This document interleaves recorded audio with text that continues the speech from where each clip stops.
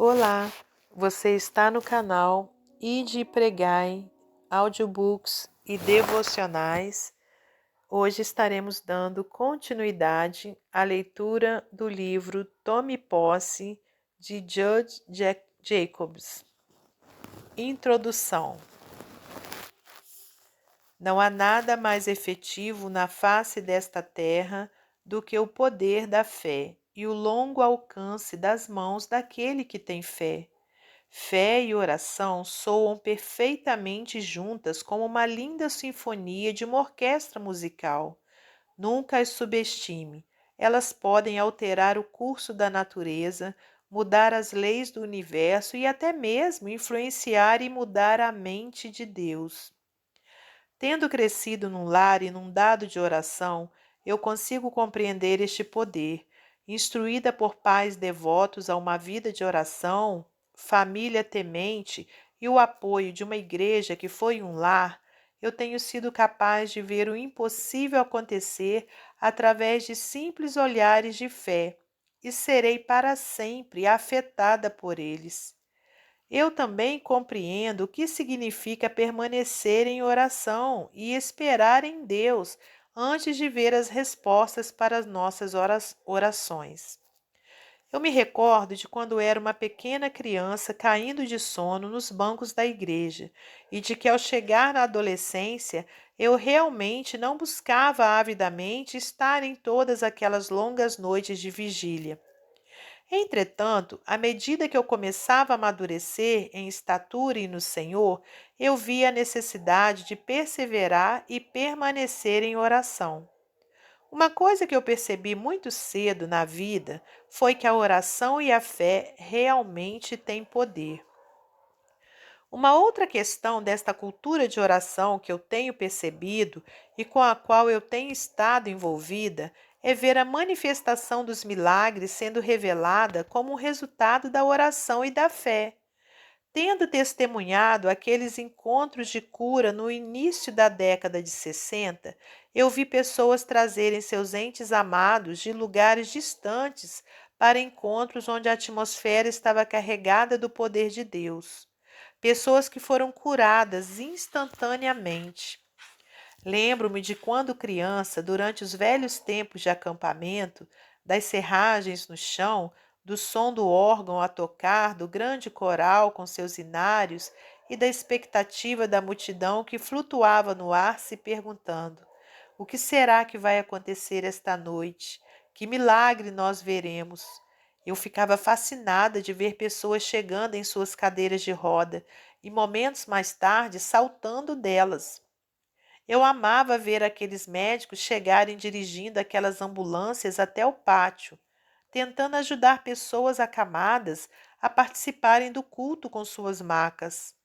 Horas mais tarde, eu testemunhava essas pessoas levantando-se e correndo com seus lençóis totalmente curadas pelo poder de Deus. As pessoas vinham de todas as partes para experimentar esses moveres poderosos de Deus. Houve um tempo em nossa cultura em que as pessoas viviam vidas simples, com uma fé inocente. A ciência médica não tinha alcançado os níveis que alcança nos dias de hoje.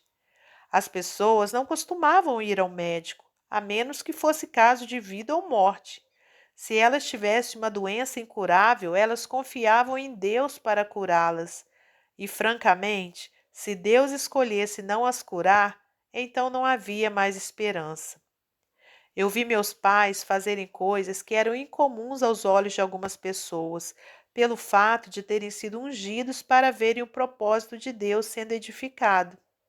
Eles acreditavam em milagres e quebrantamentos em suas vidas e nas vidas dos familiares e da comunidade. Quando olho para trás, não me lembro de vê-los pedindo permissão publicamente para fazerem aquilo que Deus os pedia para fazer. Meus pais sabiam que para ver o impossível acontecer, eles teriam que literalmente fazer o impensável. Eu me recordo de ver minha mãe, que lutava contra problemas de pressão sanguínea alta, passar semanas jejuando e orando, crendo que Deus a sustentaria enquanto clamava a Deus por certas necessidades em nossas vidas, em nossa igreja e em nossa comunidade. Meu pai, um pequeno fazendeiro da Carolina do Norte, era diabético e às vezes sofria colapsos durante o forte calor do verão. Exausto e lutando contra as dores de cabeça, entre outros efeitos do jejum, ele permanecia batalhando em oração em seu trabalho na fazenda, porque ele havia se consagrado para o jejum. Ele nunca parou para pensar nas repercussões de seu estado diabético ou em que seu médico, vizinhos ou sua família achavam disso. Ele estava determinado a ver Deus terminar seu trabalho na situação em que ele se encontrava, não importava qual situação fosse. Ele estava disposto a fazer a sua parte para ver o reino de Deus avançar. Este livro é um resultado de sua grande fé e influência em minha vida. Meus pais infundiram em mim uma fé para que eu acreditasse e desafiasse o inacreditável. Eles me encorajaram a ir em busca das coisas de Deus com uma paixão e zelo resolutos, sem nunca olhar para trás. Eles me ensinaram a necessidade da oração, e não somente da simples oração, mas da oração persistente, o tipo de oração que não cessa até que o resultado venha à tona. E acredite em mim, eu vi exatamente resultados acontecerem. Indo deste panorama para a era do 11 de setembro, que nós vivemos recentemente, eu vejo quanto é vital deixarmos um legado de oração e fé para nossos filhos, da maneira como fui ensinada, e não somente para nossos filhos, mas também para a geração que vem depois de mim. Esse tipo de legado crê em Deus independente das circunstâncias e permanece na fé para estar na palavra de Deus quando nada mais for deixado sobre nossa incumbência. Eu quero viver o legado da verdade, da integridade, da natureza devota, honestidade, compaixão divina e de um zelo ardente em buscar a Deus com um fervor apaixonado, para que essa geração veja milagres muito maiores do que eu já pude sonhar ser possível. Minha oração é que essa geração queira clamar a Deus por sua glória e presença em suas vidas, e como resultado, eles tocarão as gerações daqueles que ainda hão de nascer para a glória de Deus. Veja Salmo 22, 30 ao 31. Nós somos expostos a muitos comentários sobre Deus, sobre oração e fé. Agora que vivemos nessa sociedade pressionada, covardemente amedrontada e abatida pelo terrorismo. Nós ligamos a televisão e não sabemos o que esperar de semana a semana. Em que cor do código de cores de alerta ao terrorismo nosso país estará submetido hoje? O que acontecerá no Oriente Médio? Qual será o próximo lugar a ser atacado pelos terroristas? Mais do nunca é politicamente correto ter algum sistema que creia em Deus ou alguma forma de Deus. É até mesmo mais aceitável orar, contanto que você esteja orando aquilo que o mundo considere uma oração, não ameaçadora, ou aquilo que se encaixe nos parâmetros do que é aceitável, o qual não faz menção a Jesus Cristo, ao sangue ou à cruz. Este mundo está afundado no oceano do medo, da falta de esperança, da depravação, promiscuidade e do ateísmo. As pessoas procuram alguém que os lance no conservador da vida, qualquer um que simplesmente pareça com o que eles conhecem, como ficar à deriva nesse oceano chamado vida. A igreja precisa estar totalmente desperta para a dor, para os esquecidos, os perdidos, os solitários e os abandonados. O plano do inimigo é roubar, matar e destruir. Essa geração que tem a promessa de liderar o retorno do nosso Senhor e Salvador Jesus Cristo. Junto ao reconhecimento de nosso inimigo, nós devemos estar completamente convictos em nossa fé e em nosso Deus. Nós devemos confiar na palavra infalível do Deus vivo e o único Deus que é digno de honra, amor e serviço é o Deus Jeová, o Criador e sustentador de tudo o que existe. o novo nível da fé. Muito tem sido dito sobre oração e muito tem sido dito sobre fé, mas pouco tem sido dito sobre o reino da fé, o qual tem o poder para literalmente mudar situações no domínio natural. Este tipo de fé eu considero como uma fé violenta.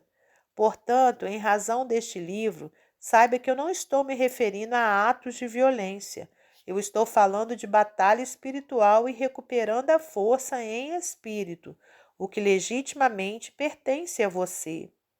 Em Êxodo 32, Moisés usou esse tipo de fé no Monte Sinai, quando Deus estava pronto para destruir todos os filhos de Israel. Moisés esteve no Monte Sinai por 40 dias e 40 noites, sendo instruído por Deus através dos 10 mandamentos. Enquanto esperava Moisés retornar, o povo ficou impaciente e pediu a Arão que fizesse para eles um altar para adoração. Quando Deus viu que o povo estava se corrompendo com idolatria, ele ficou muito furioso e procedeu dizendo a Moisés que eles estavam fazendo. O que eles estavam fazendo. Disse mais o Senhor a Moisés: Tenho visto este povo, eis que o povo é de dura cerviz.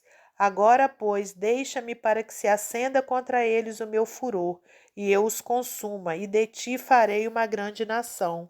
Êxodo 32, 9 e 10.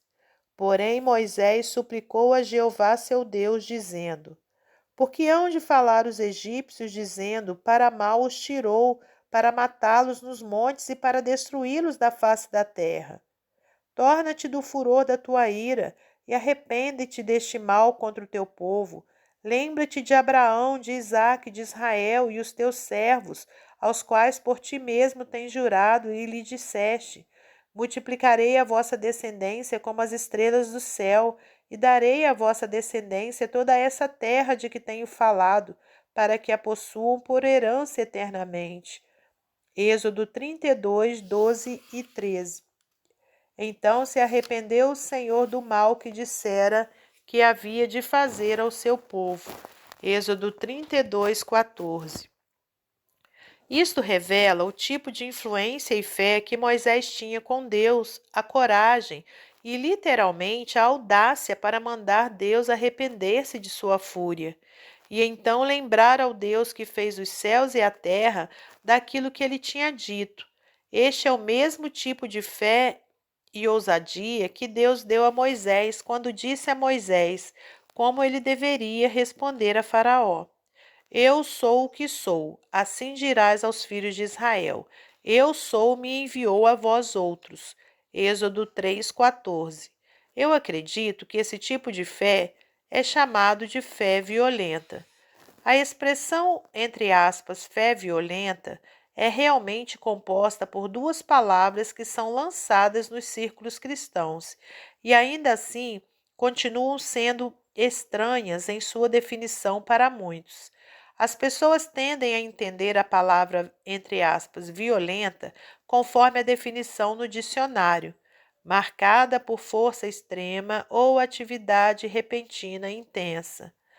A palavra, entre aspas, violência é definida como a aplicação de força física de forma que possa ferir ou maltratar.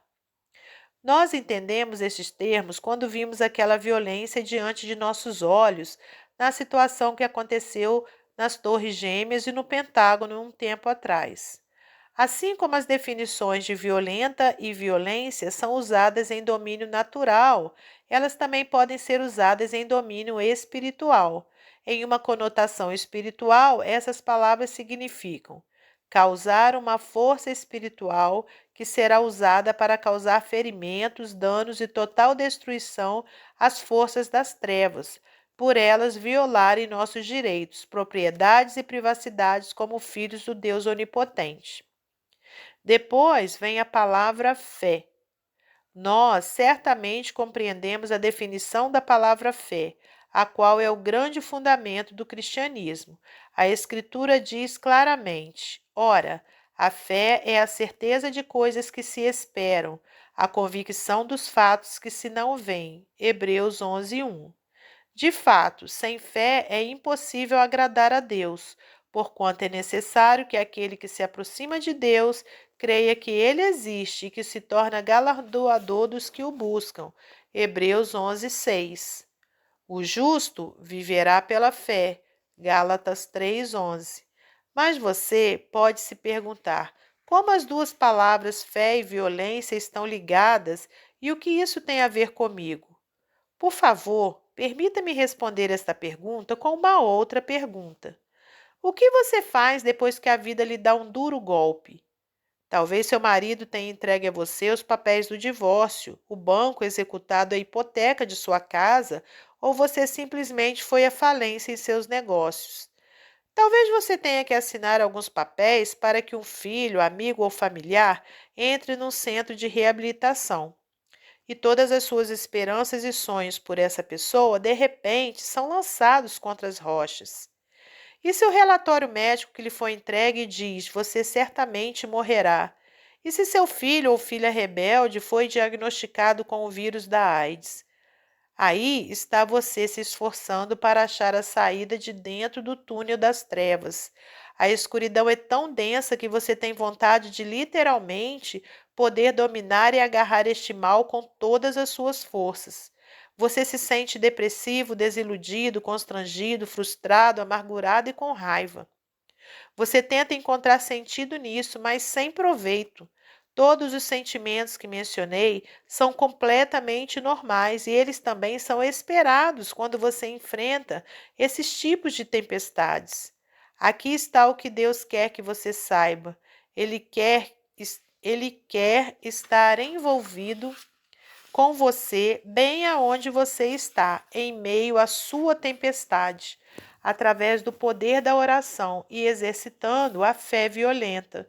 Você pode estar certo de que as coisas estão prestes a mudar se você tiver a coragem de trocar o seu medo pela fé e violenta fé.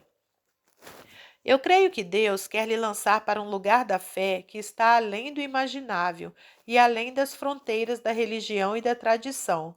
Está também além da definição que você entende de fé. Ele lhe convida a entrar na cova dos leões com Daniel e ver Deus amordaçar a boca dos leões. Veja-se na fornalha ardente com Sadraque, Mesaque e Abidnego, sem nem mesmo terem o cheiro da fumaça em suas vestes. Entrar nos aposentos do rei com Ester, por todo o caminho sussurrando baixinho: se eu tiver que morrer, morrerei. E então assistir como o rei concede o cetro de ouro para ela.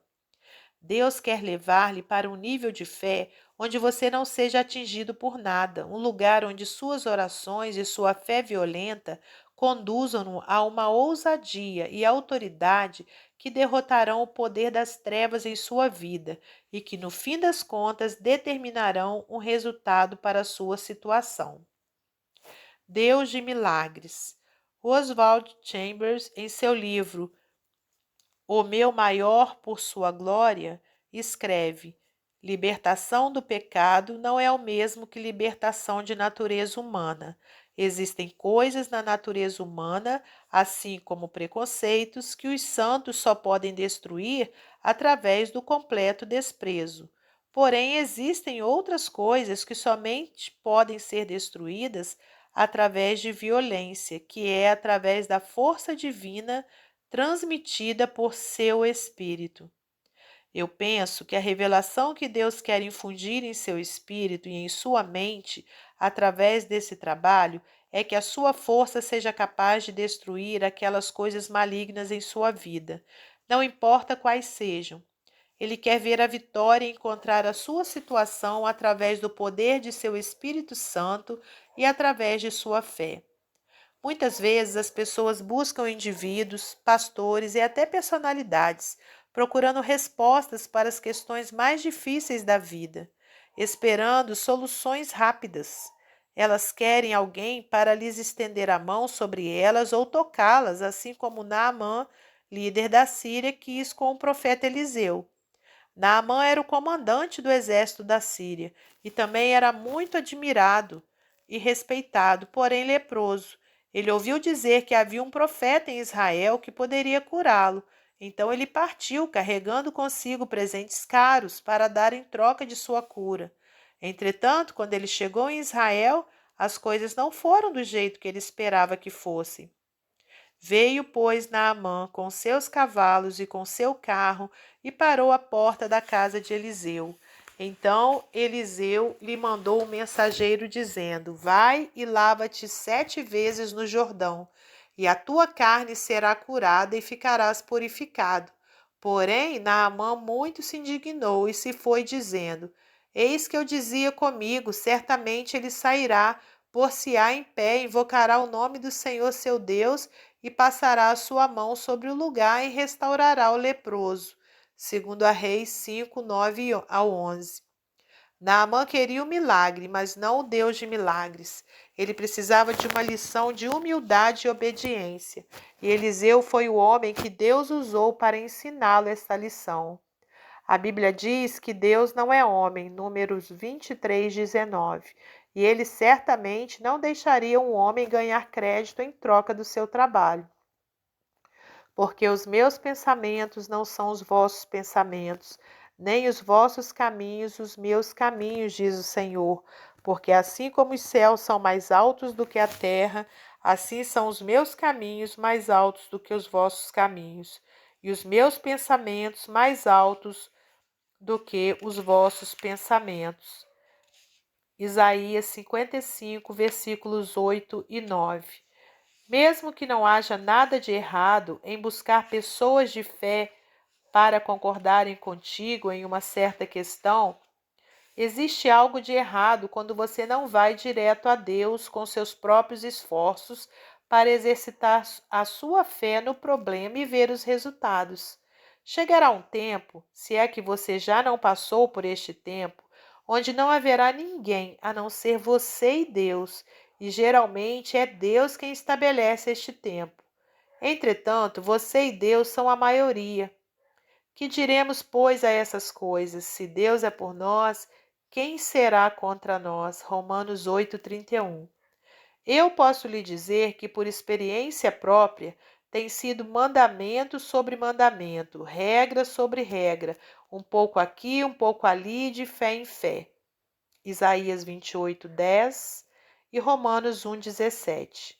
É crer em Deus através da Bíblia e ter coragem e ousadia para encarar de frente os demônios e suplicar o sangue de Jesus Cristo sobre minha situação.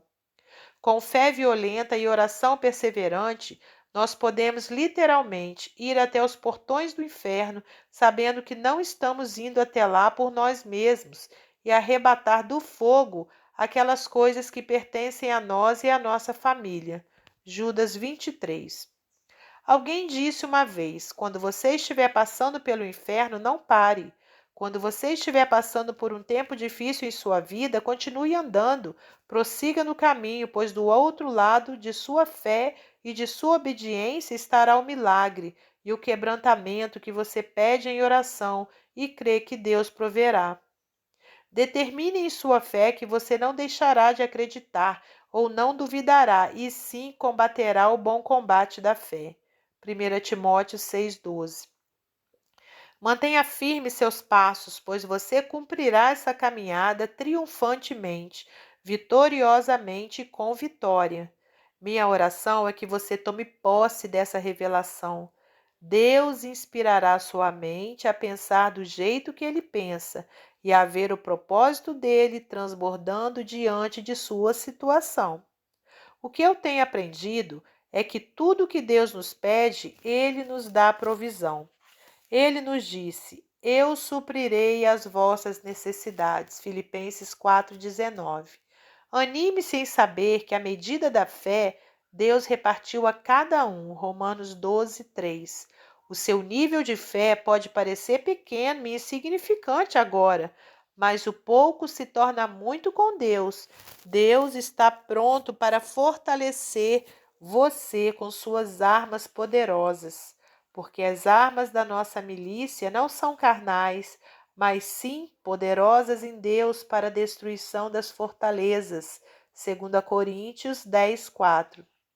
O demônio é o inimigo derrotado em sua vida, e é hora de você saber disso.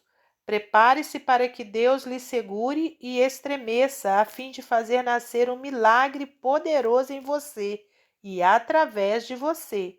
E absolutamente continue seguindo em frente. Até o nosso próximo encontro com o capítulo 1. Não deixe de se inscrever em nosso canal, de ativar as notificações e também de deixar o seu like. Até lá, se Deus quiser.